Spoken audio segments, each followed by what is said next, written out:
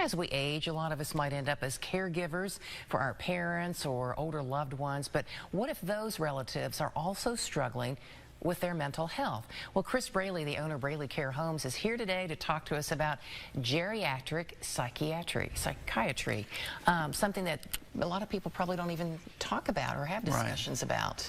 Yeah, so geriatric psychiatry kind of deals with the learning and treating of brain disease that's degenerative. Right. And which was a lot of what we know of is with dementia, different types of dementia. And there are geriatric psychiatric units in hospitals that specifically treat that. Oh, really? A lot of people, as I said, probably are not even aware of that. How can those who are affected with dementia really benefit from programs out there and awareness that there are needs? Yeah, so what will happen a lot of times when you have a loved one with dementia that you're trying to care for at home, right. There'll come a time where they become a little more confused, disoriented, maybe agitated, maybe aggressive, and a single caregiver can't really handle that situation. They may become a danger to themselves or others. So at that point, a geriatric psych unit would be very beneficial. It's acute. It would only be for maybe a week or two. They might adjust medications, kind of process things with the family. They could go back to home with the family with the change in medications, or maybe they look at other possible services. But it's a very beneficial service in the community to be able to use. It sounds like it. So how can a family, maybe they are taking care of their loved one with dementia at home, how can they find out about this and resources? Yeah, so I mean, of course, the internet's a wonderful thing, and Googling. One of the unfortunate situations that I just found out a couple weeks ago, that 2 of our geri psych units in our area are closing.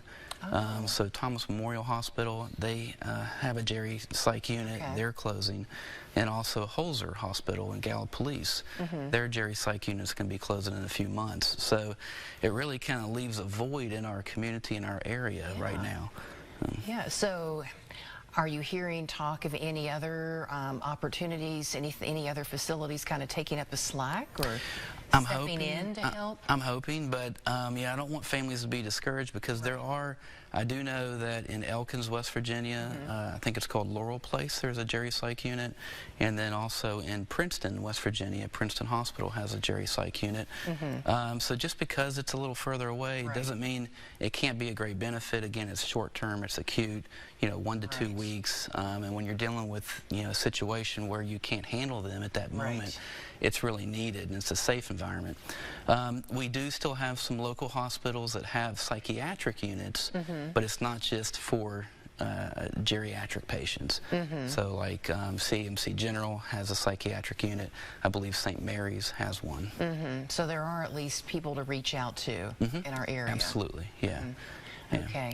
I know you have a lot of great resources on your social media sites, your website. Yes. If someone watching, they would like to find out a little more about what they would do, maybe they're just at the beginning stages of having a loved one with dementia, where can they access this information that you all have? Yeah, and that's the best time, in the beginning stages, before things are kind of getting to that crisis or that bullying point, and really starting to kind of do your due diligence. And so they can certainly go to my website. I have a wealth of information there. We have assessments there. It's BraleyCareHomes.com. I always talk about the Alzheimer's Association.